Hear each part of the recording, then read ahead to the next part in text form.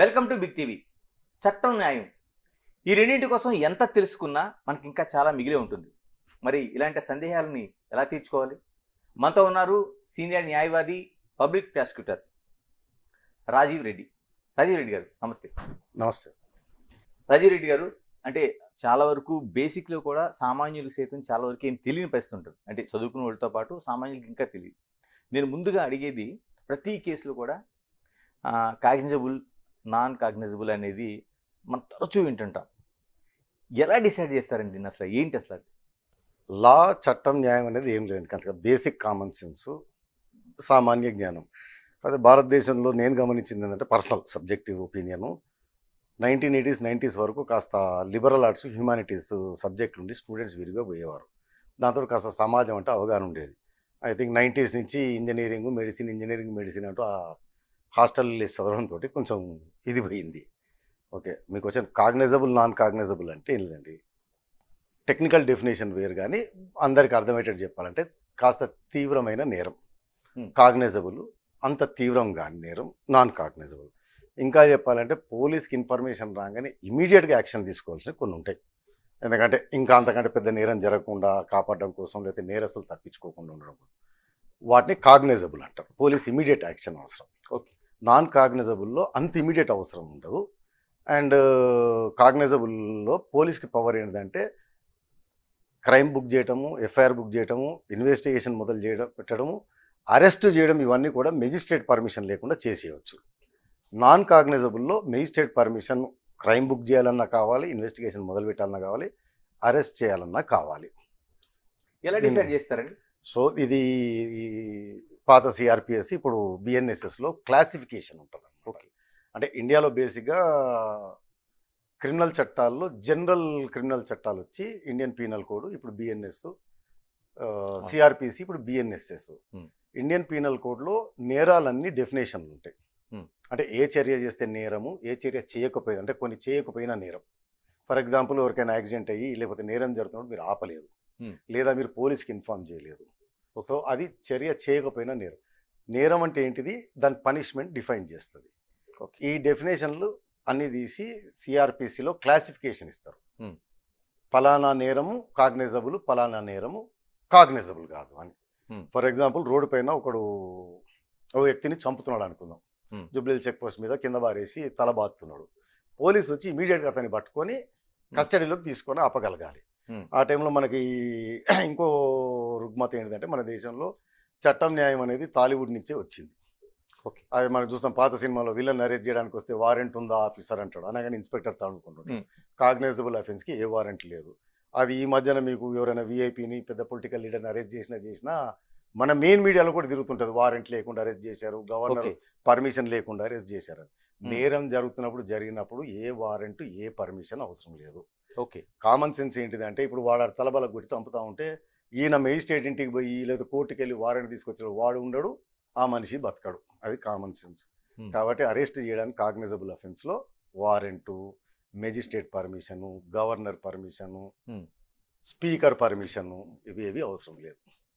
మీరు ఎలాగా IPC, CrPC కోసం ప్రస్తావించారు. మనకి మారిన చట్టంలో దాదాపు బిఎన్ఎస్ఎస్, దీంతో పాటు ఎవిడెన్స్ యాక్ట్ ఉంటుంది. దాన్ని కూడా ఇప్పుడు బిఎస్సీ కింద మార్చారు. ఏమైనా అంటే ఇప్పుడు ఈ రెండింటిలో బిఎన్ఎస్ఎస్లో కూడా చాలా వరకు మార్పులు జరిగినాయి, బయటికి మనం చెప్తాం. ఎవిడెన్స్ యాక్ట్లో కూడా చేశారండి ఏదైనా? అంటే ఎవరైనా దాని గురించి తెలిసిన వాళ్ళు, లేదా మీరు మీ కంప్యూటర్లో ఐపీసీను బిఎన్ఎస్ఎస్ ఓపెన్ చేసి కంట్రోల్ F కొట్టి తప్పండి, పెద్ద మార్పులు లేవు. ఓకే, వెరీ చిన్న బేసిక్ మార్పులు. ఫర్ ఎగ్జాంపుల్, అంటే మనం అన్యాచురల్ అఫెన్సెస్ అని ఉండేది. స్వలింగ సంపర్కము పాత ఐపీసీలో నేరం, సెక్షన్ 377 ఐపీసీ. దాన్ని సుప్రీంకోర్టు నేరం కింద పరిగణించడానికి వీల్లేదు, ఎందుకంటే రైట్ టు ప్రైవసీలో భాగం అది. ఇద్దరు మేజర్లు, కన్సెంటింగ్ అడల్ట్స్, వారి ప్రైవసీ అంది. దాన్ని ఇప్పుడు బిఎన్ఎస్లో ఆ సెక్షన్ తీసేశారు. Okay, example. తర్వాత అది ఉండాలి, అది దేశద్రోహం అని చెప్పి కేసు పెట్టారు దానిపైన. ఐ థింక్ ఏబిఎన్, ఆంధ్రజ్యోతి వాళ్ళు వీళ్ళంతా సుప్రీంకోర్టు దాకా వెళ్తే హోల్డ్ దాన్ని తీసేసి దానికి రీప్లేస్మెంట్ కింద వేరే సెక్షన్ కాస్త మాడిఫై చేసి తీసుకొచ్చారు. అట్లా అంటే మైనర్ చేంజెస్ తప్పిస్తే మేజర్ చేంజెస్ ఏం లేవు. మేజర్ చేంజ్ ఏదైనా ఉందంటే సెక్షన్లు అటు ఇటు చేయడం, నెంబర్ ఆఫ్ సెక్షన్. అంటే ఇప్పుడు పాత ఇండియన్ పీనల్ కోడ్లో ఫర్ ఎగ్జాంపుల్ చీటింగ్ ఉందనుకోండి, Hmm. అది 4-5 రకాలుగా డిస్క్రిప్షన్ ఉంటుంది. లేకపోతే థెఫ్ట్ ఉంటుంది, దొంగతనం, Hmm. ఇంట్లో దొంగతనము, వెజల్లో దొంగతనము, Hmm. ఇలా ఉండేది. ఇవన్నీ ఒక సెక్షన్ కింద కన్సాలిడేట్ చేశారు. రాజీరెడ్డి గారు, చాలా వరకు మనకి మనం ఏమంటే మాట్లాడుకునేటప్పుడు జీరో ఎఫ్ఐఆర్ కోసం మాట్లాడుకుంటాం. అంటే అది కూడా చాలా వరకు ఒక బ్రహ్మ పదార్థంలా కనిపిస్తుంది. ఎందుకంటే పోలీస్ స్టేషన్లో దానికి సంబంధించిన ఆ రెస్పాన్స్ ఉండదు. ఇప్పటికీ ఇంత జరిగిన తర్వాత కూడా మా పరిధి కాదని చెప్పే మాటలు ఎక్కువ కనిపిస్తూ ఉంటాయి. ఏంటి అసలు జీరో ఎఫ్ఐఆర్లో పెట్టిన ఉద్దేశాన్ని మనం ఎలా క్లెయిమ్ చేసుకోవాలి, ఏంటి, ఎందుకు ఇలాగా దానికి జీరో ఎఫ్ఐఆర్ ఏంటంటే అంతకుముందు ఏంటంటే పోలీస్ స్టేషన్లకి జ్యూడిక్షన్ డిసైడ్ చేసి ఉంటాయి సిఆర్పిసి ప్రకారం. సో ఆ పరిధిలో జరిగిన నేరం అయితేనే వారికి ఇన్వెస్టిగేట్ చేసే రైట్ వస్తుంది, లేకపోతే ఇన్వెస్టిగేట్ చేసే రైట్ రాదు జ్యూడిక్షన్ లేకపోతే. అంటే కర్ణాటక పోలీసులు వచ్చి ఇక్కడ చేయలేరు కదండి ఎట్లా. అయితే దాని తర్వాత జస్టిస్ వర్మ కమిషన్ వేసిన తర్వాత కొన్ని రిఫార్మ్స్ చేశారు. ఇది చాలా ప్రాబ్లమిక్ అంటే సామాన్య పౌరులకు జ్యూడిక్షన్లు అర్థం కావు, ఎక్కడుందో తెలియదు. ఒకవేళ నిజంగా జ్యూడిక్షన్లు జరిగినా ఆ పోలీస్ ఆఫీసర్ మేనేజ్ అయ్యి ఉంటే ఇక్కడ కాదు ఆ ఊరికి వస్తుంది, ఆ ఊరుగా. ఫర్ ఎగ్జాంపుల్ రీసెంట్గా ఇక్కడ ఒక ఇష్యూ జరిగింది, ఇక్కడెక్కడో ఫిల్మ్ నగర్లో, అంటే నా దృష్టికి వచ్చింది, దొంగతనం జరిగింది. వారి నేటివ్ ప్లేస్ సత్తుపల్లి, తను ఇక్కడ ఏదో పని చేసుకుంటుంది. ఇక్కడికి వెళ్ళి కంప్లైంట్ ఇస్తే ఎలా జరిగింది దొంగతనం అంటే బంగారం ఏదో పోయిందని, మా ఊర్లో బంగారం పెట్టుకుంటాను, ఇక్కడ పెళ్లికో దేనికో తీసుకొచ్చాను, పోయింది అంటే ఇక్కడ వేస్తే ఇక్కడ కాదు మీ సత్తుపల్లి వస్తుందని పంపించాను. ఓకే, సత్తుపల్లి పోతే హైదరాబాద్ అని. ఇంకోటి పర్సనల్ అయితే పాతకాలం జూబ్లీస్ ఇవన్నీ గుట్టలు ఉండేవి, ఇన్ని ఇల్లులు రోడ్లు ఉండేవి కాదు. కింద రాయదర్గ పోలీస్ స్టేషను, జూబ్లీస్ పోలీస్ స్టేషన్ ఉండేది. ఏదైనా డెడ్ బాడీ దొరికినా ఏదైనా నేరం జరిగినా వాళ్ళకి క్లాష్ ఉండేది ఆ రాళ్ళు గుట్టలలో, జ్యూరిస్డిక్షన్ ఎక్కడ అని. జెన్యూన్ అయినా పర్వాలేదు, దీంట్లో కొంచెం మిస్యూజ్ కూడా జరగడం. అంటే ఆ పోలీస్ ఆఫీసరు నాట్ ఇంట్రెస్టెడ్, నా ఏరియాలో క్రైమ్ ఎందుకు నేను చేయడం, లేదా నేనే చేయడం అనుకోండి. దానికి ఏం చేశారంటే ఇమీడియట్ రెస్పాన్స్ ఇవ్వడం కోసము ఒక సర్క్యులర్ ద్వారా కంప్లైంట్ రాగానే కాగ్నిజబుల్ అఫెన్స్ అయితే ఎఫ్ఐఆర్ కట్టేయాలి. సుప్రీంకోర్టు కూడా అదే చెప్తుంది, హైకోర్టు కూడా పదే చెప్తుంది. Receipt of information of cognizable offence police have no option to but to register అని ఎఫ్ఐఆర్ చేయాలి. అయితే జ్యూడిక్షన్ కాదు అని అనుమానం ఉన్నప్పుడు ఆ ఎఫ్ఐఆర్కి నెంబర్ ఇవ్వకుండా 0 అని కట్టి కమెంట్స్ చేసిన తర్వాత అది తన జ్యూడిక్షన్ కాదు ఇంకో జ్యూడిక్షన్ అని తేలితే ఆ ఇన్వెస్టిగేటింగ్ ఆఫీసర్, ఆ పోలీస్ ఆఫీసర్ ఆ జ్యూడిక్షన్కి అతనే పంపించాలి. ఓకే. సో దానివల్ల కాస్త ఏంటంటే తీవ్రమైన నేరాలు అది జరుగుతున్నప్పుడు ఇమీడియట్గా యాక్షన్ ఉంటుంది పోలీస్, మళ్ళీ జ్యూడిక్షన్ అని ఎత్తుక్కోకుండా. బట్ యాజ్ యూజువల్ మన దగ్గర చట్టాలను యూజ్ కంటే మిస్యూజ్ ఎక్కువ చేస్తారు. ఏదైనా ప్రైవేటు గొడవలు ఉంటాయి, సివిల్ గొడవలు ఉంటాయి, భార్యాభర్తల తగాదాలు ఉంటాయి, ఆస్తి తగాదాలు ఉంటే ఆ లోకల్ పోలీస్ స్టేషన్ ఎంటర్టైన్ చేయట్లేదు అంటే తనకు అనుకూలమైన పోలీస్ ఆఫీసర్ పోలీస్ స్టేషన్కి వెళ్ళి అక్కడ 0 ఎఫ్ఐఆర్ కట్టించి ఇక్కడ ఫార్వర్డ్ చేస్తున్నారు. ఓకే. అంటే ఈ మధ్యన కొద్దిగా దాని సంఘటనలు ఎక్కువ, దాన్ని మిస్యూజ్ చేయటం. రాజీరెడ్డి గారు, చాలా వరకు కేసులు అంటే జరుగుతున్న హత్యలు కావచ్చు, మిగతాయి కావచ్చు, ఆ నేర ప్రవృత్తులు చాలా వరకు మార్పులు కనిపిస్తున్నాయి.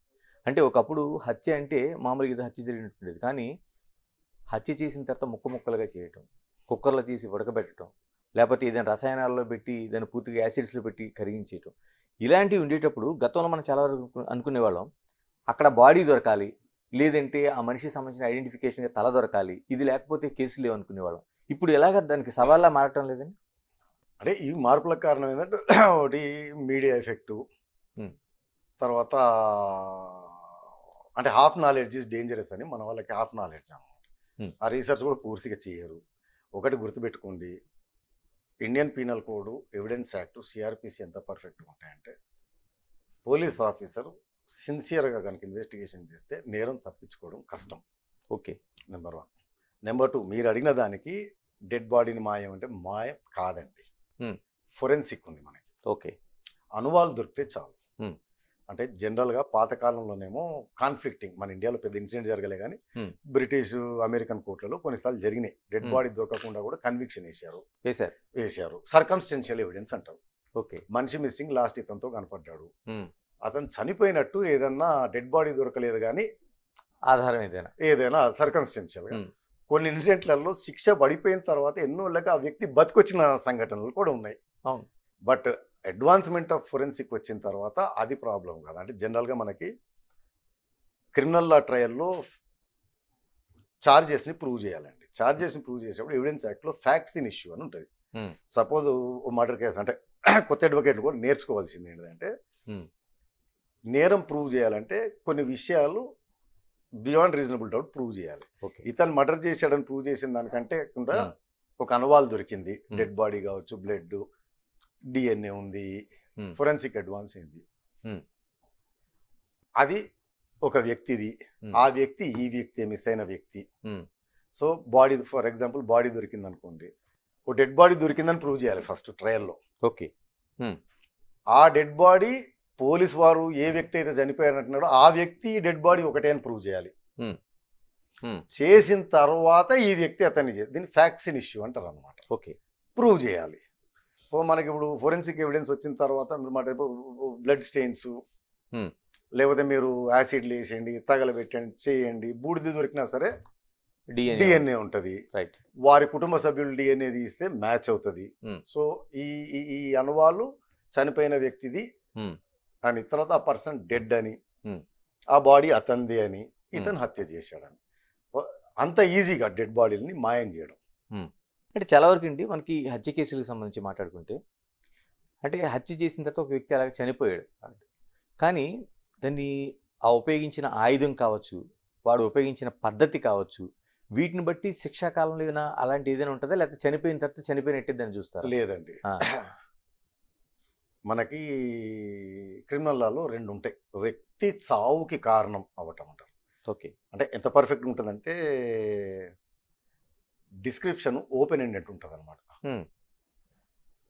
తను చేసే చర్య వల్ల ఒక వ్యక్తి చనిపోయే అవకాశం ఉంది అని తెలిసి అది చేయడం ద్వారా ఒక మనిషి చావు కారణమైతే అని ఉంటుంది. ఓకే. ఎందుకంటే if you are trying to define కత్తితో పొడిస్తే నేరము, రాయితో పొడిస్తే నేరం అంటే ఇవాల్వ్ అవుతున్న టెక్నాలజీ టైంకి కొత్తది కనిపెడతారు. అవును. అదేదో ఒక సినిమాలో పిచ్చివాడు ఉంటాడు, నది బ్రిడ్జ్ మీద తీసుకెళ్ళి నేను దుంకుతున్నాను అనేది దుంకగానే అతను దుంకడం. ఐ థింక్ ఇంకో సినిమాలో కూడా చిల్లర వేస్తే ఏరుకుంటుంటాడు పిచ్చివాడు, పేరు గుర్తుపడలేదు, లారీ వచ్చే టైంకి అదే వేయటం. సో నేను చేసే చర్య వల్ల ఒక వ్యక్తి చావు కారణం అవుతుంది అని తెలిసి అది చేసి చావు కారణం కావడం అని ఉంటుంది. ఓకే. తెలుగులో లూజ్గా ట్రాన్స్లేట్ చేయాలంటే ఒకసారి అయితే దాంట్లో రెండు విధాలు ఉంటుంది. ఒకటి కల్పబుల్ హోమిసైడ్, ఒకటి మర్డర్. సరే దాని డెఫినేషన్ చెప్పుకుంటా పోతా ఉంటే మామూలుగా జ్యుడిషియల్ ఎగ్జామ్లో, ప్రాసిక్యూటర్ ఎగ్జామ్లో 20 మార్కుల ఆన్సర్ అవుతుంది. క్లుప్తంగా చెప్పాలంటే మీరు చేసిన చర్య వల్ల చనిపోయే ప్రాబబిలిటీ చాలా హై ఉంటే మర్డరు. ఓకే. లో ఉంటే కల్పబుల్ హోమిసైడ్. ఇంకా చెప్పాలంటే మొదటి ఫ్లోర్ నుంచి నెట్టితే చనిపోతే కల్పబుల్ హోమిసైడ్, 10వ ఫ్లోర్ నుంచి నెట్టితే గ్యారంటీగా చనిపోతాడు కాబట్టి మర్డర్. ఓకే. అందుకే మీకు బాగా దాగి విపరీతంగా ర్యాష్ నెగ్లిజెంట్గా బండి తీసుకెళ్ళి గుద్దారు అనుకోండి, మనిషి చనిపోతే ఈ మధ్య మన హైదరాబాద్ పోలీసు వాళ్ళు 304 Part 2 కల్పబుల్ హోమిసైడ్ పెడుతున్నారు, యాక్సిడెంట్ కాకుండా. ఓకే. అయితే కల్పబుల్ హోమిసైడ్లో అప్పుడు జడ్జి గారి కోర్టుకి డిస్క్రిషన్ ఉంటుంది శిక్ష ఎంత వేయాలి అని. బట్ వన్స్ మర్డర్ అన్న ఫైండింగ్ ఇచ్చిన తర్వాత ఏదర్ లైఫ్ ఆర్ డెత్. అంతే తప్పిస్తే వాడిన ఆయుధాన్ని బట్టి, పరిస్థితిని బట్టి, దాన్ని బట్టి, దీన్ని బట్టి ఉండదు. లైఫ్ కానీ డెత్ పెనాల్టీ కానీ, ఇది తప్పిస్తే వేరే ఆప్షన్ లేదు మర్డర్ నా తర్వాత. మీరు శిక్షల కోసం మాట్లాడారు, చాలా వరకు మనం చూస్తుంటాం లైఫ్ వేస్తారు, తర్వాత దాంతోపాటు ఇంకొకటి ఏదో వేస్తారు, కొన్ని చోట్ల 20 సంవత్సరాలు అని చెప్తుంటారు. అంటే ఇవన్నీ కూడా ఒకేసారి అనిపించాల్సి ఉంటుందా, లేకపోతే అది మీకు జడ్జిమెంట్లోనే వస్తుంది అనమాట, concurrent or one after the other అని. సపోజ్ మీరు వరంగల్ నుంచి బయలుదేరారు, ఇక్కడ ఒక అతన్ని వేసేద్దామని. అక్కడ ఏదో అంటే ఓ మర్డర్ ప్లాన్లో మీరు ఏం చేస్తారు, ఒక ఆయుధాన్ని సమకూర్చుకుంటారు. ఆయుధంతో పాటు డబ్బులు కావాలని ఆయుధం తీసుకెళ్ళి ఏదో పెట్రోల్ బంకుని దోపిడీ చేస్తారు.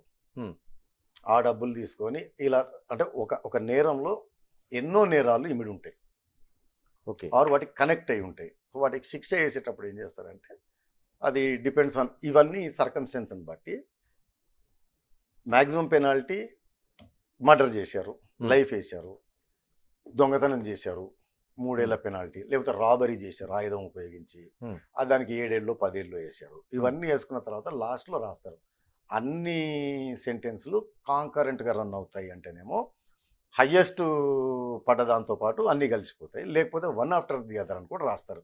జనరల్గా లైఫ్ అది వేసినప్పుడు కాంకరెంట్ అని రాసేస్తారు, ఎందుకంటే లైఫ్కి మించింది లేదు. రాజిరెడ్డి గారు, సెల్ ఫోన్ వచ్చిన తర్వాత చాలా వరకు అనేక మార్పులు జరిగినాయి, అందులో నేరాలకు సంబంధించి కూడా ఎక్కువ మార్పులు కనిపిస్తూ ఉన్నాయి మనకి. ఈ మధ్య కాలంలో సెల్ ఫోన్ వచ్చిన తర్వాత వీడియో రికార్డింగు, కాల్ రికార్డింగు, దీన్ని న్యాయస్థానాలు పూర్తిగా సాక్ష్యాలుగా పరిగణిస్తాయని అసలు? అంటే మీరు అన్నారు ఎవిడెన్స్ యాక్ట్లో సాక్ష్యం ఎలాంటిది అని చెప్పారు. బ్యూటీ ఆఫ్ ఈ చట్టాలు ఏంటిదంటే నేను ఇంతకుముందు చెప్పాను మర్డర్ లాగా ఓపెన్ ఎండెడ్ ఉంటాయి, బాక్సింగ్ చేయరు. కోర్టు వారి దృష్టికి ఫలానాది జరిగింది అని ప్రూవ్ చేయడానికి ఏదైనా సాక్ష్యం,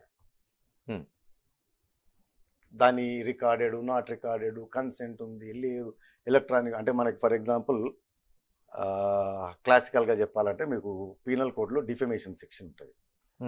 రాతల ద్వారా మాటల ద్వారా కించపరుస్తే అని ఉంటే మనం ఇంకో ద్వారా చేస్తాం. అందుకని అది ఓపెన్ ఎండెడ్ సెక్షన్ ఎలా ఉంటుందంటే రాతల ద్వారా మాటల ద్వారా సంజల ద్వారా ఆర్ ఎనీ అదర్ మీడియం ఏదైనా విధంగా అవతల వ్యక్తికి అర్థమయ్యేలాగా చేసి కించపరుస్తే అని ఉంటుంది. ఓపెన్ ఎండెడ్ అనమాట. అది SMS కావచ్చు, ఈమెయిల్ కావచ్చు. ఇప్పుడు అది రాసిందేమో ఇప్పుడు 200 సంవత్సరాల క్రితం రాశారు. ఎవిడెన్స్ యాక్ట్లో కూడా రిటర్ను అని అట్లనే కాకుండా ఎనీ మీడియం అంటారండి. ఓకే, ఎనీ మీడియం తోటి మెసేజ్ కన్వే కావడం అవతల వారికి ఎస్పెషల్ కోర్టు వారికి అర్థం అవుతే చాలు, అది ఎవిడెన్స్ కింద లెక్క. No evidence is excluded. అయితే ఎలక్ట్రానిక్ ఎవిడెన్స్కి రూల్ ఏంటిదంటే దాని శాంక్టిటీని ప్రూవ్ చేయాలి ముందు. ఓకే, సర్టన్ ప్రొసీజర్స్ ఉంటాయి దానికి.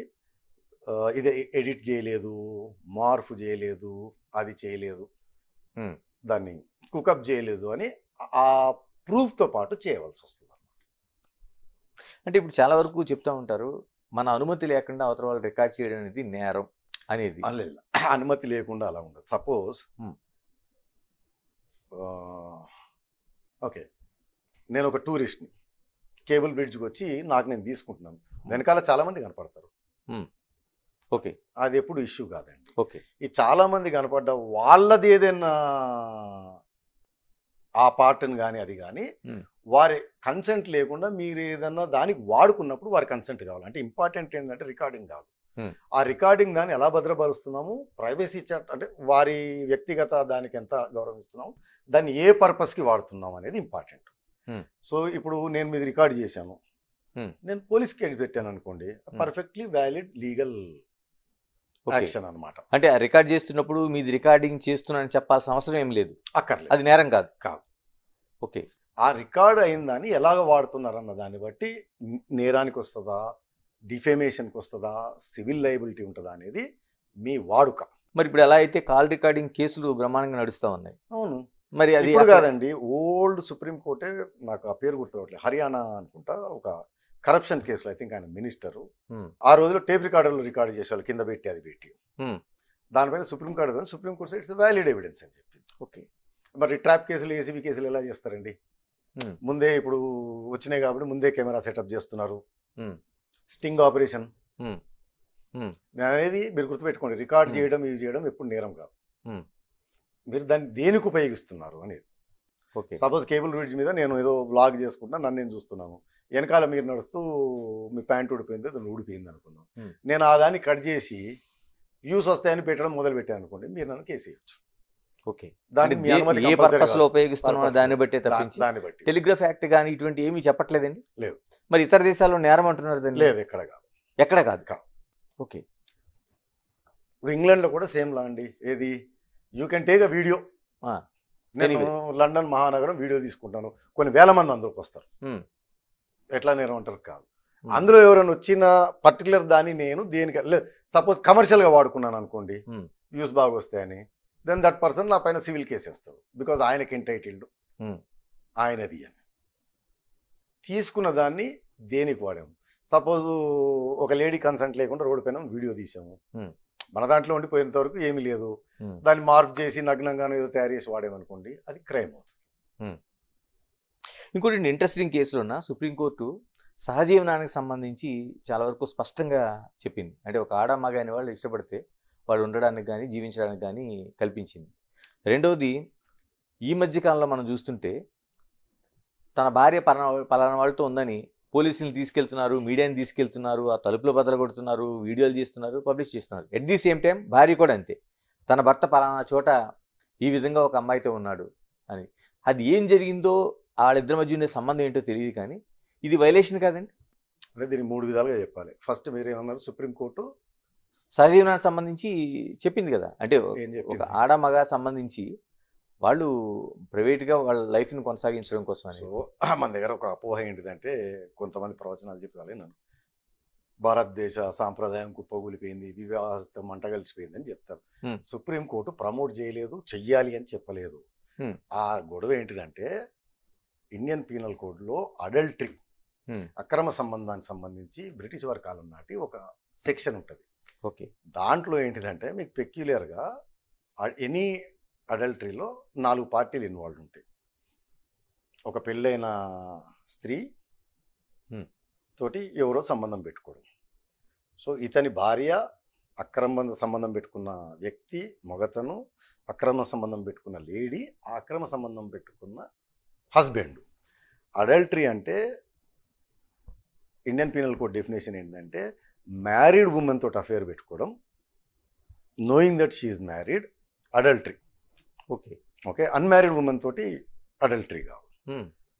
ఇది ఏంటంటే పాత ప్యాట్రియార్కల్ సొసైటీలో భార్య నా సొత్తు, సో భార్య అనేది భర్త కంట్రోల్లో ఉండాలి, చిన్నప్పుడు తండ్రి కంట్రోల్లో ఉండాలి అని ఈ కాన్సెప్ట్ ఉన్నప్పుడు వచ్చింది.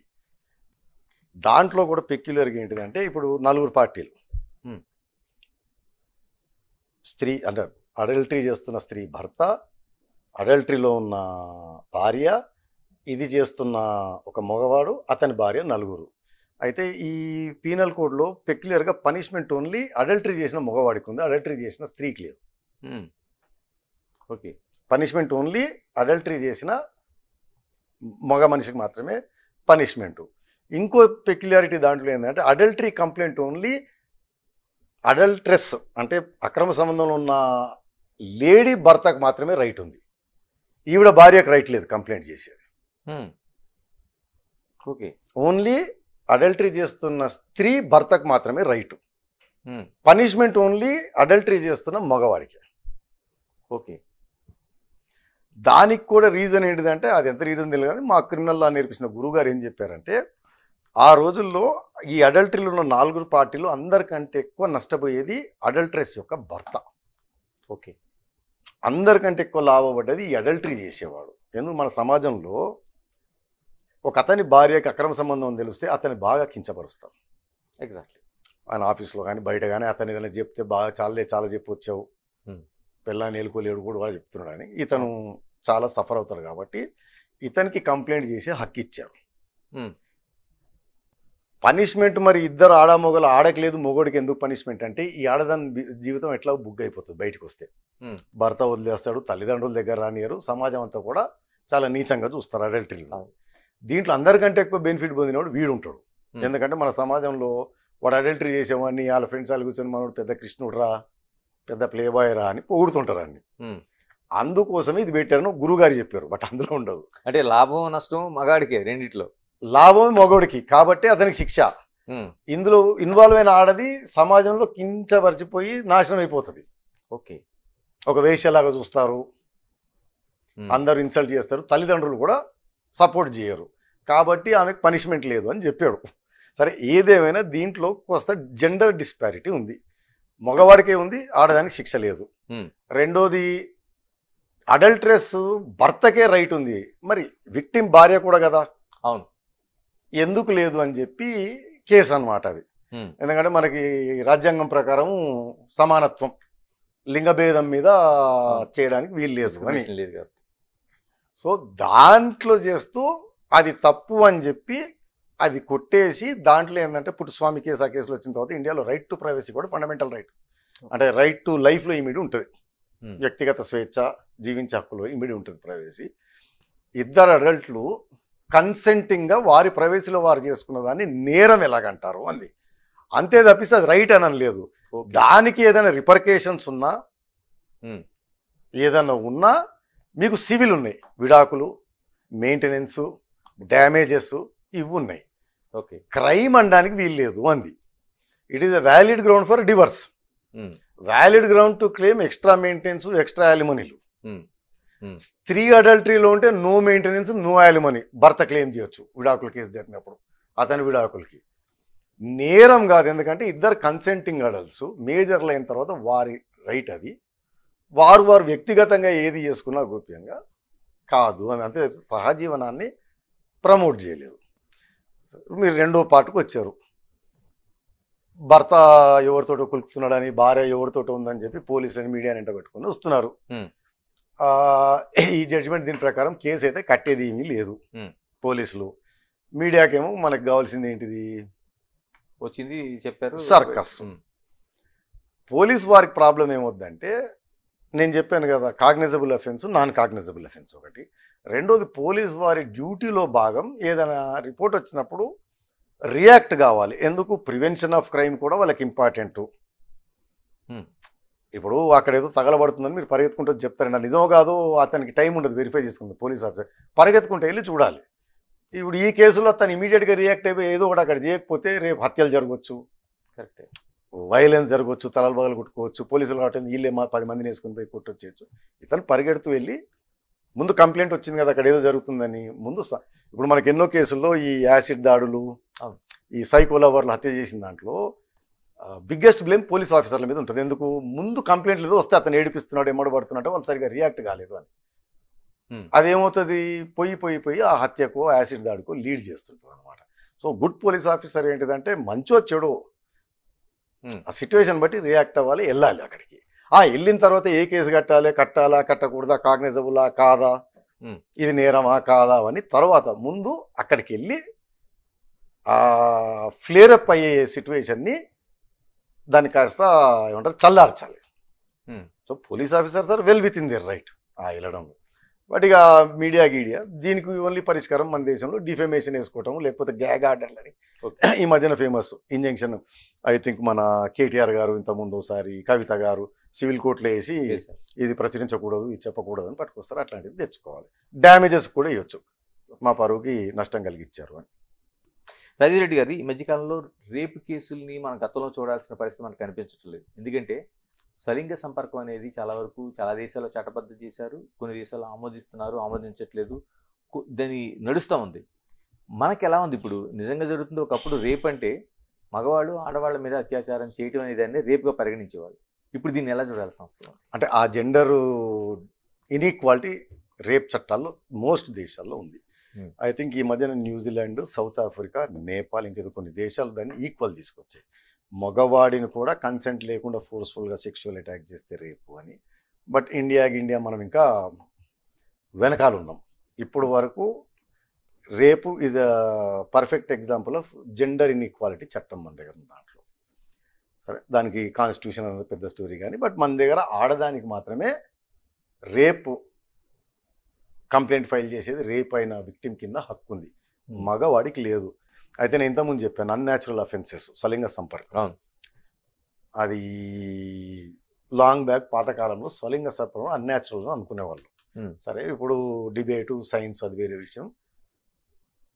స్వలింగ సంపర్కాన్ని నేరం కింద ఇండియన్ పీనల్ కోడ్లో పెట్టారు, సెక్షన్ 377. అయితే సుప్రీంకోర్టు దాన్ని ఏం చేసింది, సేమ్ థింగ్, 2 adults కన్సెంటింగ్గా ఏది చేసుకున్నా నేరం ఎట్లా అవుతుంది, అది రైట్ టు ప్రైవసీలో భాగము. ఓకే, నేను చెప్పాను సివిల్ రిపర్కేషన్స్ ఉంటాయి కానీ జైళ్ళలో పెట్టడానికి వీల్లేదు, అరెస్టులు చేసి క్రిమినల్ చట్టం అప్లికబుల్ కాదు అంది. ఇప్పుడు దాన్ని బిఎన్ఎస్ కింద చేసినప్పుడు ఆ సెక్షన్ కంప్లీట్గా తీసేశారు ఆ సుప్రీంకోర్టు జడ్జిమెంట్ ఆధారంగా. అయితే 377 ఉన్నప్పుడు మగవాడికి ఒక రెమెడీ ఉండేది, స్వలింగ సంపర్కము కన్సెంటింగ్గా 2 adults చేసుకుంటే నేరం కాదు అని చెప్పింది సుప్రీంకోర్టు. సో దాని ఇంప్లాయిడ్ అర్థం ఏంటంటే, నువ్వు ఫోర్స్ఫుల్గా ఒక మగవాడు ఇంకో మగవాడిని ఫోర్స్ఫుల్గా సెక్షువల్ అసాల్ట్ చేస్తే రేప్, అది అఫెన్స్. ఇప్పుడు అది అమెండ్ చేశారండి, అది మొత్తం తీసేశారు. ఇన్ టోటల్గా తీసేయడంతో మగవాడి పైన దాడి జరిగితే రేప్ అన్న కేసు పెట్టకుండా రెమెడీ లేకుండా పోయింది.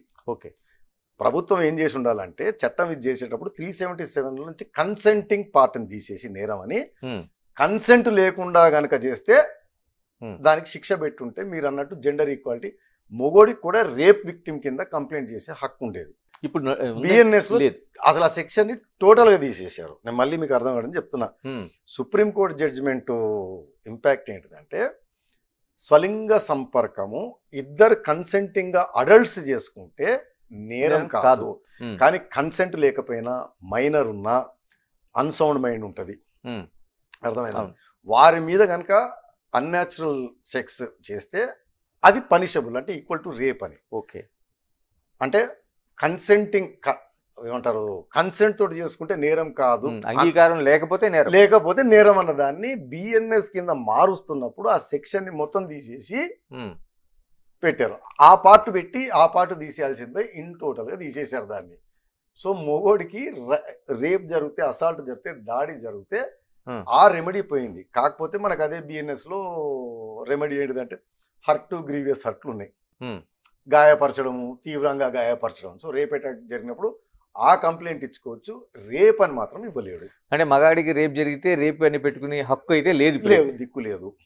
అయితే ఇంకోటి మనకి ఇంకో చట్టం వచ్చింది ఈ మధ్యన, transgender protection of rights of transgender people act అని ఒకటి వచ్చింది. ట్రాన్స్జెండర్లో మాత్రం ఎనీ అసాల్ట్, ఫిజికల్, మెంటల్ వగేరా వగేరా అని ఉంటుంది, సెక్షన్ 18 అనుకుంటా. దాని ప్రకారం శిక్ష. సో అది ఒకటి వస్తుంది. And I think transgender definition surgery operation ద్వారానే సెక్స్ మార్పిడి కాదు, ఇంక ఏ విధంగా అయినా సరే అతను బర్త్ రికార్డులు ఉన్న జెండర్ కంటే అతని వేరే జెండర్ అని అనుకున్నప్పుడు ట్రాన్స్జెండర్, అదొక సెక్షన్. సో మగవాడికి రేపు జరిగితే ఆర్ అసాల్ట్ జరిగితే హర్ట్, గ్రీవియస్ హర్ట్, లేకపోతే ఇది. అంటే రేప్ కేసులకు సంబంధించి చాలా వరకు అంటే ఇది అపోహ కావచ్చు, లేకపోతే దానికి ఒక క్లారిటీ కావాల్సిన అవసరం ఉంది. ఒక మహిళకి రేప్ జరిగితే ఆ భర్త అంగీకారం లేనిదే భార్య కేసు పెట్టడానికి వీలు లేదనేది ఏంటి మనకి హిందూ మ్యారేజ్ యాక్ట్ లో ఉందనేది ఒక హిందూ మ్యారేజ్ యాక్ట్ లో కదా, ఇండియన్ పీనల్ కోడ్ లో ఉండేది. నేను చెప్పేది ఈ చట్టాలు దీనిలో పాట్రియార్కల్ సొసైటీ ఉండేది, పితృస్వామ్యం అంటారు. ఆ రోజులు ఆడదాని మగవాడి సొత్తు కింద కాస్త నడిచేది. భార్య యొక్క ఏమంటారు జన్మ కార్యమే భర్తని సంతృప్తి పరచాలి అని. మీకు మన పాత సినిమాలు గుర్తుందో లేదో, కొడుకు కలిగి ఇంట్లోంచి వెళ్ళిపోతుంటే తల్లి బాబు అంటే భర్త పక్కంచి కచ్చాయిని అని గట్టిగా రవగానే ఆవిడ కుంగు పెట్టుకుని ఏడుస్తే వెళ్ళిపోతుంటుంది ప్రేమను చంపుకొని. సో ఆ సొసైటీలో సో భార్యని భర్త ఫోర్స్ఫుల్గా, భార్యకి ఇష్టం లేకపోయినా సెక్స్ చేయడం అనేది రేప్ కాదు, అది వారి పుణ్యకార్యం అనుకోండి, ఏదైనా అనుకోండి, దాంట్లో భాగం అని. సో ఇండియన్ పీనల్ కోడ్లో కూడా ఆ ఎక్సెప్షన్ ఉండేది.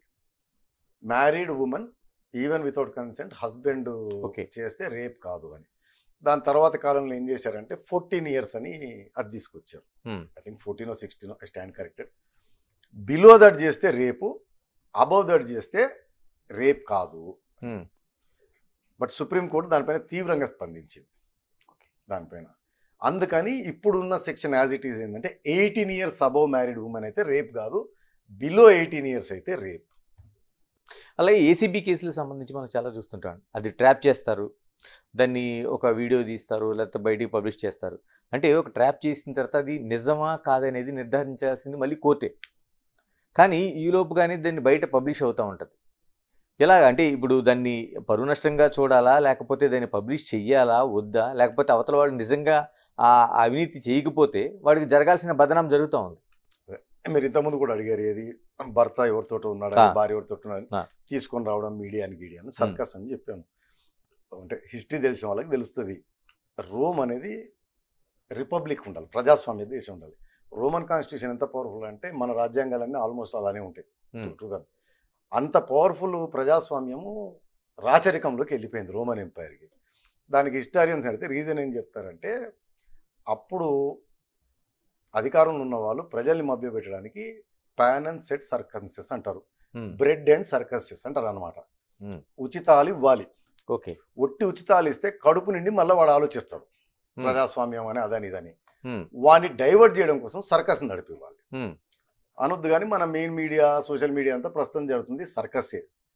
అంటే ఎకానమీ ఏమైంది, ఉద్యోగాలు ఏమవుతున్నాయి, ట్రంప్ సుంకాలు ఏమవుతున్నాయి, దానికంటే కూడా మనకి రామ్ గోపాల్ వర్మని ఎప్పుడు అరెస్ట్ చేస్తారు, సిగరెట్ని అరెస్ట్ చేస్తారా లేదా, దీనిపైనే చర్చ ఎక్కువ ఉంటుంది. దాంట్లో భాగం కూడా మీడియా ట్రయల్. చట్టం కానీ రాజ్యాంగం ఏం చెప్తుంది అంటే ప్రిజంప్షన్ ఆఫ్ ఇన్నోసెన్స్ అంటారు. బియాండ్ రీజనబుల్ డౌట్ నేరం ప్రూవ్ అయ్యేంత వరకు అతను నేరం చేసినట్టు కాదు. ఓకే, కానీ మన మీడియా పోలీసు వారు ఇన్వెస్టిగేషన్ మొదలు పెట్టక ముందే గ్రాఫ్లు వేసి అదేసి ఇదేసి ఆయన ఇలా చేసి అలా చేసి ఇచ్చేస్తుంది. దానిపైన సుప్రీంకోర్టు, హైకోర్టు కూడా చాలాసార్లు తీవ్రంగా మందలించాయి. కాస్త కంట్రోల్ పెట్టుకోండి, కాస్త రీస్ట్రెయిన్ పెట్టుకోండి. I think Manu Sharma case అని ఒకటి ఉంటుంది, ఇంకేదో నవలక్కా కేసు అని. ఒక్కొక్కసార్లు ఏమో ఆ గ్యాగ్ ఆర్డర్లు కూడా ఇస్తాయి. దానివల్ల ప్రాబ్లం ఏమవుతుందంటే ఒక మనిషి రెప్యుటేషన్ డ్యామేజ్ టోటల్గా. మోర్ దెన్ దట్ వద్దన్నా కాదన్నా జడ్జిలు ప్రాసిక్యూటర్లు కూడా మనుషులే. ఓకే. ప్రాబబిలిటీ ఆఫ్ ఇన్ఫ్లుయెన్స్ అవ్వడం ఎక్కువ అవుతుంది. ఒక్కోసారి మీడియాలో మెత్తిపోయిన కేసు ఉందనుకోండి, మేజిస్ట్రేట్ గారికి అక్కడ ఏమీ లేదని తెలుస్తున్నా కానీ ఎందుకు వచ్చిన గొడవ అర్థమైందా అండి, లేకపోతే మోరల్ కన్విక్షన్ లేస్తున్నారు. అది బట్ దానిపైన ఏంటంటే clash between freedom of speech and expression, పత్రికా స్వేచ్ఛ వర్సెస్ ఇది. వీటిని ఏంటంటే ఇప్పుడు మీ మీడియా ఆర్గనైజేషన్ అంతా ఎన్బిఎఫ్సి అది ఉంటుంది, మీరు సెల్ఫ్ రెగ్యులేట్, స్వీయ నియంత్రణ ఉండాలి. స్వీయ నియంత్రణ ఉండాలి. అంటే సుప్రీంకోర్టు హైకోర్టు ఎన్నోసార్లు చెప్పాయి, సీరియస్ అయ్యాయి, పనిష్మెంట్లు వేసాయి, గ్యాగ్ ఆర్డర్లు ఇచ్చాయి, లేదా టోన్ డౌన్ చేయని చెప్పే, కానీ అది ఏమంటారు రిపీటెడ్గా మానిటర్ చేయడం కష్టం. ఇంకా అది అలాగేనండి. మనకి ఈ వరకట్న కేసుకు సంబంధించి మనకి 498A ఉండేది. ఎందుకంటే అలా డైల్యూట్ అవుతూ వచ్చింది? ఎందుకంటే ఒకప్పుడు మనం ఏ కేసు చూసినా సరే చాలా సీరియస్గా దాన్ని తీసుకుంటాం. డైల్యూట్ కాదు, మీరు అర్థం చేసుకోండి. ఒకటి, రాజ్యాంగము చట్టాలు ఇవన్నీ డైనమిక్ ఉంటాయి, మారుతున్న పరిస్థితులను బట్టి జరుగుతున్న దాన్ని బట్టి చేంజ్ అవుతూ ఉంటాయి. 498A పెట్టడం with a very good intention. ఆ రోజుల్లో ఒక అమ్మాయి పెళ్లి చేస్తే ఆ అమ్మాయి భర్త ఊరికి వెళ్ళి ఉండేది. అక్కడ నాన్న వాళ్ళు ఎవరు ఉండరు, హెరాస్ చేసిన అది చేసినా చెప్పుకోలేదు, చేయలేదు. అండ్ ఆ రోజుల్లో విపరీతంగా ఉండేది. అందుకని 498A పెట్టి దానికి ఎవిడెన్స్ యాక్ట్లో 304B అని ఇంకోటి, అది కట్న వేధింపుల్లో ఆడది చనిపోతే అని ఉంటుంది. దానికి ఎవిడెన్స్ యాక్ట్లో ఏం చేశారంటే ప్రిజంప్షన్ తీసుకొచ్చారు, సాక్ష్యాలు అవసరం లేదు. ఓకే. ప్రిజంప్షన్ ఉంటుంది అనమాట. పెళ్ళైన మహిళ within 7 years of married life unnatural circumstances అంటారు అనమాట. చనిపోతే ప్రిజంప్షన్ కోర్టు భర్త ఫ్యామిలీ వారు చంపారు, మర్డర్ చేశారని మేము అనుకుంటాం, చేయలేదని మీరు నిరూపించింది. రీజన్ ఏంటంటే ఆమె వెళ్ళి అత్తగారింట్లో కాపురం చేస్తుంది, ఆ ఊర్లో కానీ ఆ ఇంట్లో కానీ అంతా భర్తకు సంబంధించిన వాళ్ళు ఉంటారు, సాక్ష్యం ఎవరు చెప్తారు. సో ఈ ప్రొటెక్షన్స్ ఇస్తే మళ్ళీ మన దగ్గర నేను చెప్పాను, చట్టం యూజ్ కంటే ఎక్కువ మిస్యూజ్ ముందు ఫాస్ట్గా అయిపోతాడు. దాన్ని అన్ని రకాలుగా మిస్యూజ్ చేయడం మొదలుపెట్టారు. సంబంధం లేని బంధువుల్ని, అవును, ఎప్పుడూ అమెరికాలో పోయి సెటిల్ అయిన వాళ్ళని అందరినీ లాగడం. అంటే ఒక ఇన్సిడెంట్ అయింది నాకు తెలిసిందే, వాళ్ళు ఎప్పుడో 1960, 69, 70లో పోయి డాక్టర్లు, పెళ్ళిళ్ళు అయిపోయినాయి, పిల్లలు మనవలు అక్కడ ఉన్నారు. వారు ఏదో ఇన్నాళ్ళ తర్వాత ఏమంటారు మన కాశీ, వారణాసి, రిషికేశ్ చూద్దామని ఎయిర్పోర్ట్లో దిగగానే పట్టుకున్నారు. వాళ్ళపైన ఎప్పుడో వరకట్నం కేసు వాళ్ళ బంధువు దొరద ఉందంట, వీళ్ళ పేర్లు కూడా ఉన్నాయంట. జరుగుతూ ఉంటే సుప్రీంకోర్టు అది గమనించి, అంటే ఇది రివెంజ్ సీకింగ్ ఒకటి అవుతుంది, ఎక్స్టార్షన్కి ఒకటి అవుతుంది. అన్నిటికంటే ఎక్కువ అన్ని రకాల గొడవల కంటే భార్యాభర్తల గొడవలు ఎక్కువ విషయస్ అవుతుంది, విషపూరితంగా ఉంటుంది అన్నమాట కక్ష. ఆ భర్తని అందరిని ఇరికిచ్చాలి అని చెప్పి చూడడము, తొందరగా సెటిల్మెంట్కి తెచ్చుకోవాలని చూడడము జరుగుతుందని తెలిసి స్లోగా శిక్షలు అవి డైల్యూట్ కాలేదండి, గుర్తుపెట్టుకోండి. అంటే అక్కడ ఇంకోటి చెప్పాలి, మన వాళ్ళందరికీ ఏంటంటే మళ్ళీ నేను చెప్పాను, టాలీవుడ్ బాలీవుడే మనకి చట్టం కాబట్టి రిమాండ్ చేయడాన్ని అంతా అయిపోయిందని నమ్ముకుంటారు. ఈరోజు కూడా లోపలేసారు. రిమాండ్ ఈజ్ నెవర్, తప్పు చేసినట్టు కాదు, నేరం చేసినట్టు కాదు, అతని జీవితానికి ఏదో అయిందని కాదు. కాకపోతే మన దగ్గర ఏంటంటే ఆ రిమాండ్లే పెద్ద ఆయుధం అయింది, సెటిల్మెంట్లకు కానీ దానికి కానీ రివెంజ్ తీర్చుకోవడానికి. అందుకని ముందు ఫస్ట్ డైల్యూషన్ ఏంటిది, బంధుమిత్రుల్ని అరెస్ట్ చేయడానికి వీల్లేదు. ఇంకో పెద్ద ప్రమాదం ఏంటంటే ఏదైనా చిన్న గొడవ అది లేస్తుంది భార్యాభర్తలకి, వద్దన్న కాదన్న మోడర్న్ సొసైటీ కాస్త ఈగోలు ఎక్కువ ఉన్నాయి. పరిగెత్తుకుంటూ పోయి కంప్లైంట్ ఉండి పోలీసులు అందరిని లోపలేసారు అనుకోండి, వాళ్ళిద్దరి మధ్యలో మళ్ళీ తిరిగి రిలేషన్షిప్ ఏర్పడడం ఎండ్ అవుతుంది. అందుకని రిఫార్మ్స్ వస్తా పోయినాయి అనమాట. Supreme court guidelines, Arnesh Kumar case, దాని తర్వాత ఏంటంటే ఇప్పుడు మీరు ఎక్కడ పోయినా పోలీస్ స్టేషన్ చెప్పినట్టు ముందు కేసు బుక్ చేయకూడదు, కౌన్సిలింగ్ ఇవ్వాలి, అవకాశం ఇవ్వాలి, కొంచెం టైం పడుతుంటే కోపాలు తగ్గుతుంటాయి, అట్లా ఇమీడియట్ అరెస్ట్లు. నిజంగానే 498 హరాస్మెంట్ ఉంటే ప్రాపర్గా జరిగితే గిక్ష డైల్యూట్ కాలేదు, ఓన్లీ ఇమీడియట్ అరెస్ట్లు ఇవి. ఇంకోటి ఏంటంటే వరకట్నం కోసము ఏమంటారు హెరాస్ చేస్తే ఇమీడియట్ అరెస్ట్ లేదు, కానీ ఆ హెరాస్మెంట్ వైలెంట్గా ఉందనుకోండి, అమ్మాయికి గాయాలు ఉన్నాయి, అర్థమైంది, అలా ఉంటే మాత్రం exception, immediate arrest is required. మరొకటి, చాలా వరకు మన పోలీసులు అరెస్ట్కి సంబంధించి అంటే మెమోరాండం ఆఫ్ అరెస్ట్, దీనికి సంబంధించి డ్యూటీలోనే ఆయన ఉన్నట్టు చూపించాలి, తర్వాత డ్రెస్లో ఉండాలి, ఇవన్నీ మనం చెప్తా ఉంటాం. కానీ ఎస్ఓటీ కానీ లేకపోతే టాస్క్ ఫోర్స్ పోలీసులు కానీ ఏమాత్రం లేకుండా ఒక కిడ్నాప్ లెవెల్లో తీసుకెళ్తుంటారు. యాక్చువల్గా ఎస్ఓటీలకి టాస్క్ ఫోర్స్లకి అరెస్టులు చేసే పవర్ కానీ Hmm. ఇన్వెస్టిగేషన్ చేసే పవర్ లేదు. Hmm. వారు ఏం చేస్తారంటే మీరు అంటే మీకు ఐడియా ఉండి ఉంటుంది, టాస్క్ ఫోర్స్ వాళ్ళు ఎక్కడ రైడ్ చేసి పట్టుకుంటే వాళ్ళు ఏంటంటే ఇన్ఫర్మేషన్ అంటే సీక్రెట్ ఏజెన్సీ లాగా అట్లా వాళ్ళు Hmm. పట్టుకోగానే nearest police station hand over చేయాలి. Hmm. ఆ కేసులో మీరు గమనిస్తే కంప్లైనెంట్ కింద ఎస్ఓటీ ఆఫీసర్ ఉంటారు. Hmm. Complainant can ever be investigating officer. అప్పుడప్పుడు తెలియక చాలాసార్లు పెడితే కోర్టులు కొట్టేసినాయి, ఓకే. ఆయనే ఇన్వెస్టిగేటింగ్ ఆఫీసర్ కింద ఆయనే కంప్లైంట్ అట్లా కుదరదు.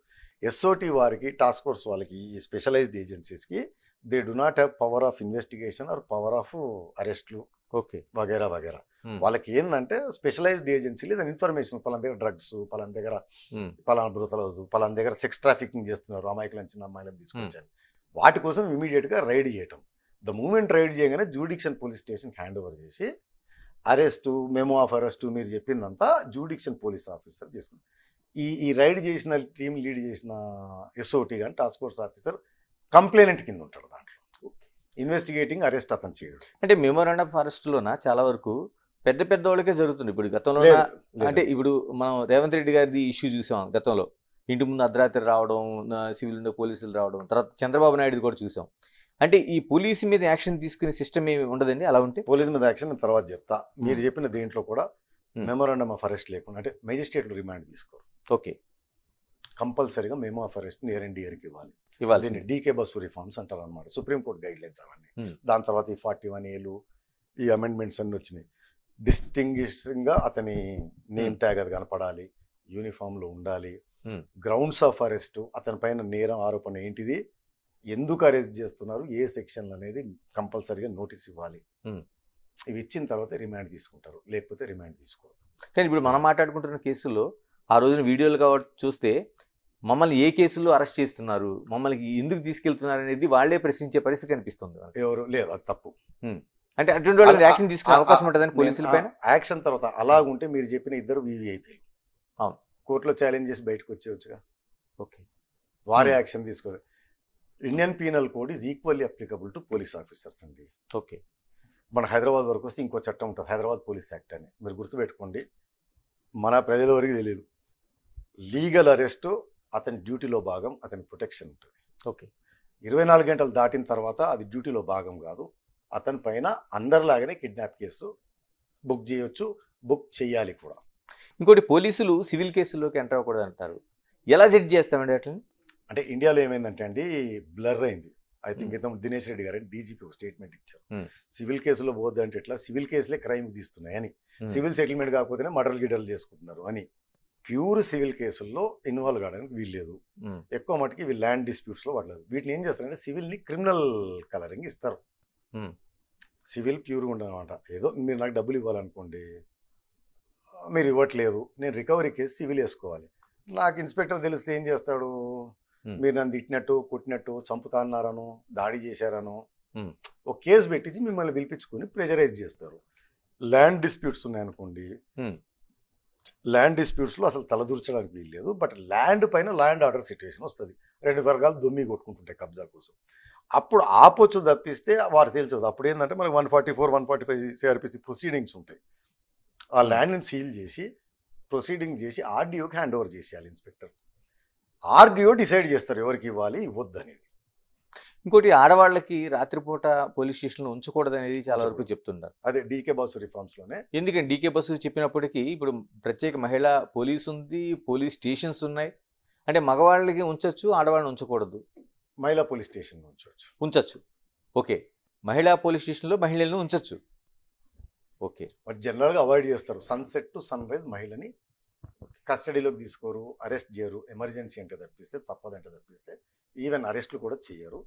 ఆ DK బస్సులో రిఫార్మ్స్ ఏంటంటే లాకప్ కనపట్టేట్టు ఉండాలి, ప్రతిరోజు లాకప్లో ఎంతమంది ఉన్నారు అనేది రికార్డు ఉండాలి. ఆ రికార్డు ఎస్పీకి కూడా ఉండాలి, ఎస్పీ దగ్గర ఉండాలి. ఏ పోలీస్ స్టేషన్లో సాయంత్రం అయ్యేటప్పటికి ఎంతమంది ఉన్నారు అనేది. రాజీవ్ రెడ్డి గారు, ఇంకోటి ఆస్తుల కోసం మనం మాట్లాడుకుంటే, మా తాత ఆస్తి దాన్ని నా ఇష్టం అనేది ఉంటుంది. నిజంగా తాత ఆస్తి మన వాళ్ళకి ఇప్పుడు మన పబ్లిక్లో ఉన్నట్టే చెల్లుతుంది అండి? లేదంటే మీరు అడిగింది ఎక్సలెంట్ క్వశ్చన్. ఇండియాతో మిస్కన్సెప్షన్ ఉంటుంది, తాత ఆస్తి పైన మనవల కింద మాకు హక్కు ఉంటుంది అనుకుంటారు. అవును.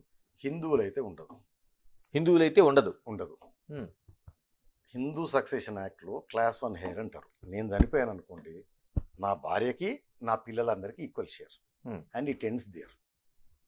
నా కుమారుడు చనిపోయాడు అనుకోండి, అప్పుడు నా మనవడికి హక్కు వస్తుంది.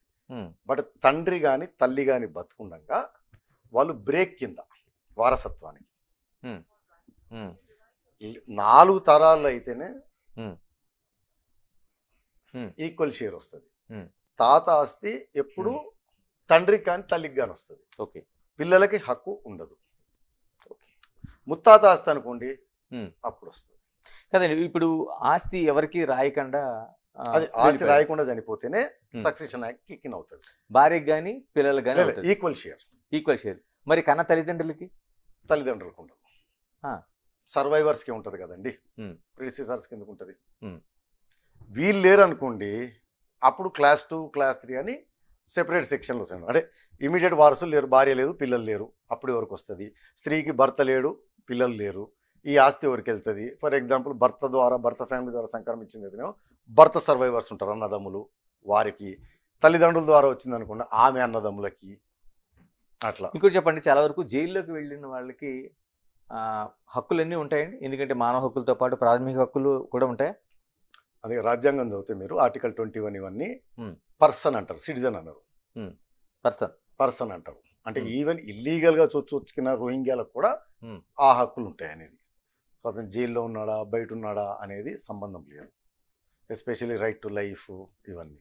అయితే వ్యక్తిగత స్వేచ్ఛని కర్బ్ చేయబడింది కదా రాజ్యాంగంలో చెప్తారు. న్యాయపరమైన చట్టపరమైన ప్రక్రియ ద్వారా హక్కుని కర్టెల్ చేయొచ్చు అని. బట్ మిగతా అన్ని హక్కులు మాత్రం వారికి ఉంటాయి. ఇంకోటి అంటే కీలకంగా, అంటే మామూలు మనుషుల కంటే దేశం గొప్పది అంటుంటారు, మీరేం చెప్తారు? అంటే మనం డిబేట్ అదే, దేశం మనుషులు వర్సెస్ చేయకుండా ఫస్ట్ పార్లమెంట్ సుప్రీమా రాజ్యాంగం సుప్రీమా భారతదేశంలో.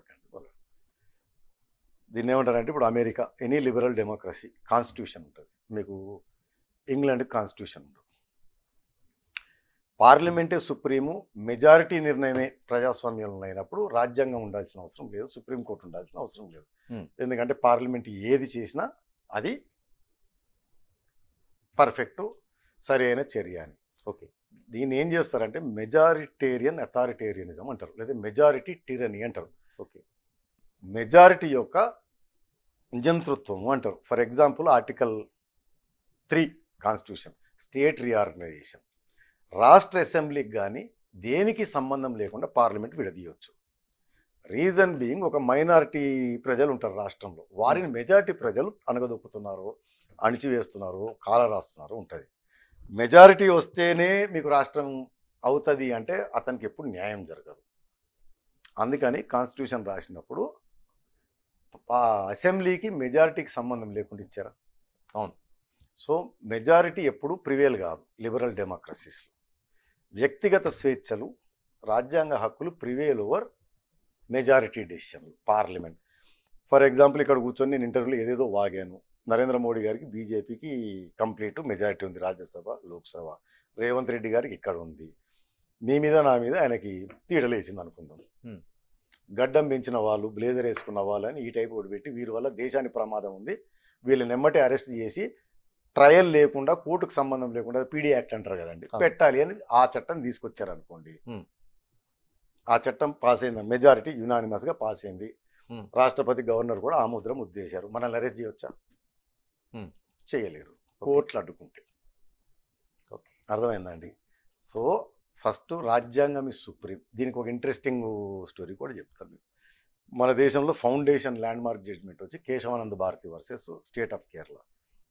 దాంట్లో ఇంట్రెస్టింగ్ ఇది వచ్చింది, పార్లమెంట్ సుప్రీమా రాజ్యాంగం సుప్రీమా అని. ఇప్పుడు పార్లమెంటు సుప్రీము అన్నారు.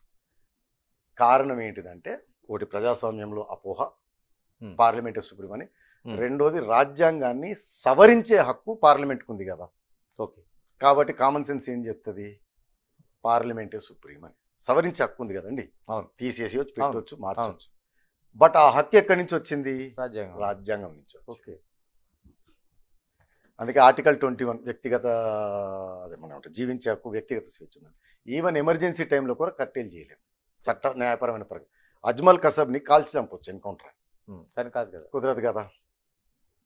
సో చివరిగా చెప్పండి, చాలా వరకు మనకి కోర్టులకు సంబంధించి ఏం చేసినా అది ఒక కంటెంట్ ఆఫ్ కోర్టుగా భయపడతాం. అంటే నేను చాలా వరకు కోర్టు ఇచ్చిన తీర్పులను కావచ్చు, మిగతా అంశాలను కావచ్చు, ఇలా భరించాల్సిందేనా? లేదండి, తీర్పుని మీరు ఎంతైనా క్రిటిసైజ్ చేయొచ్చు, చెండాడవచ్చు. యాజ్ లాంగ్ యాజ్ ఆ తీర్పు ఇచ్చిన జడ్జిని వ్యక్తిగతంగాని అతనికి ఉద్దేశాలు ఆపాదించకూడదు. ఓకే, జడ్జిమెంట్లని ఎంతైనా ఇప్పుడు మనం అప్పీల్ వెళ్ళామంటే అర్థమైందండి, ఆ జడ్జిమెంట్ నచ్చలేదు తప్పిచ్చాడనే కదా. ఓకే, సో తప్పు ఉండొచ్చు, జడ్జిమెంట్ మీకు తప్పు అనిపించవచ్చు.